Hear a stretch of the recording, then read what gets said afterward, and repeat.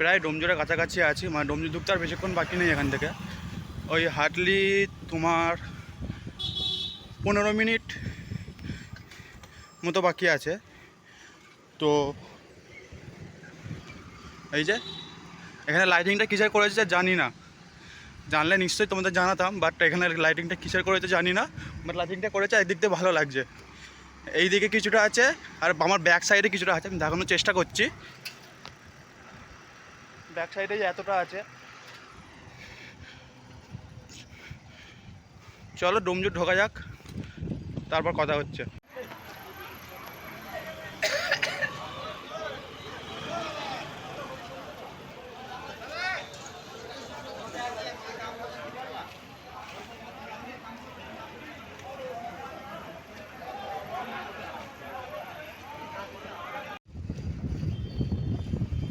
তো এটা Domjur station road বলা যেতে পারে, মানে স্টেশন এই রাস্তা দিয়েই যাওয়া হয়। তো ডোমজুরটা ঢুকে গেছিলাম, বাট এত জ্যাম ছিল সেই জন্য কোনো রকমভাবে ভিডিও করতে পারিনি, বাট কিছুটা ফুটেজ আমি নিয়েছি। সেখানটা আমি এতই জ্যামে ছিলাম, মানে সেরকমভাবে কোনো রকম ভিডিও করতে পারি। এটা নারনার দিকে আছি, নান্না নয় নারনা।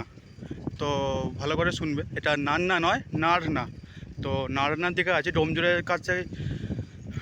কাছেই পড়ে। তো ওখানে আছে, এটা ওখানকার রাস্তা। আলো ছিল বলে তাই একটুখানি ভিডিওটা করলাম, আর এতক্ষণ ধরে তো আলোই পাচ্ছিলাম না ভিডিও করার মতো, পুরো রাস্তা অন্ধকার। গাইস রাস্তাটা দেখো, 5টা বাজতে যায়, গরমকালের সকাল, তাও রাস্তা পুরো ফাঁকা। পুরোপুরি 5টা বাজে না, 5:45 সামথিং এরকম কিছু একটা হবে, বাট তাও রাস্তা পুরো ফাঁকা। অবশ্য কেই বা উঠবে তাড়াতাড়ি, আমার মতো পাগলা তো আর কেউ নেই এত সকালবেলা উঠে এরকম বেরোবে। হচ্ছে বালুহাটি রোড। আমি একটু আগে বালুহাটি স্কুলটা ক্রস করলাম, হাই স্কুলটা। তো এটা বালুহাটি রোড, আপাতত ওখানে আছি।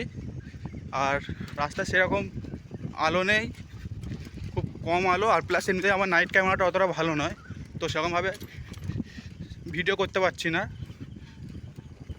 তো যতটা সম্ভব পারছি আপনাদের দেখানোর চেষ্টা করছি, বা তোমাদের দেখানোর চেষ্টা করছি।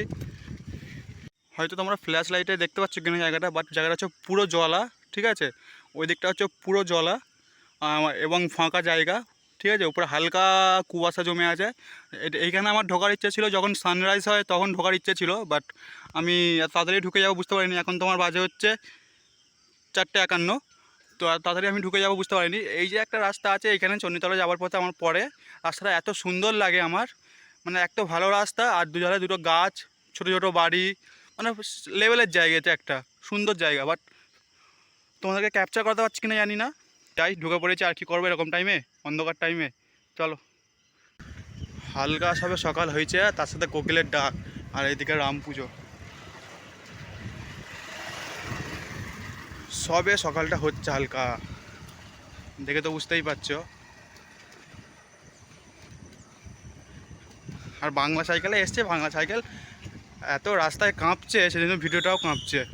ওই সাইকেলটা আনলে হয়তো এতটা কাঁপতো না। বাট প্রায় এসে গেছি, আর 5-7 মিনিটের রাস্তা চণ্ডীতলা ঢুকতে। বেশিক্ষণ আর বাকি নেই, আর কিছুক্ষণ বাকি আছে, 5-7 মিনিট হয়তো বাকি আছে।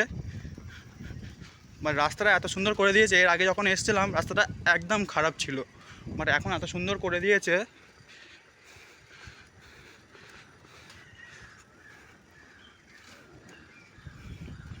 চলো, বেশি বড় ভিডিও করব না, বেশি বড় ভিডিও করলে তোমরাও দেখতে দেখতে বিরক্ত হয়ে যাবে, তো ছোটোই থাক।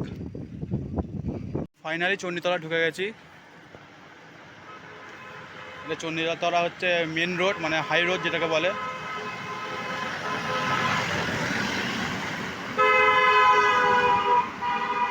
তো দেখতে পাচ্ছ গাড়িগুলো কিরমভাবে যাচ্ছে। এখান থেকে আমি একটা ডান দিকের রাস্তা নেবো, ডান দিকের রাস্তা নিয়ে আমি তারপর লাল রোডের রাস্তাটা ধরবো।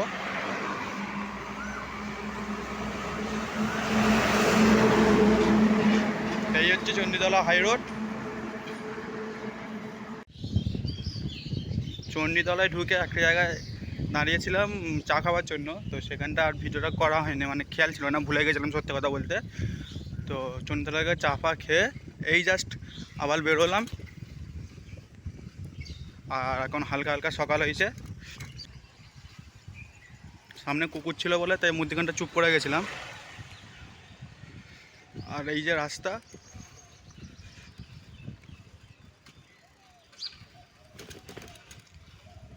চলো ওইখানটার রাস্তাটা অনেকটা খারাপ, ঠিক আছে, ভালো রাস্তা পেলে ভিডিওটা কন্টিনিউ করছি।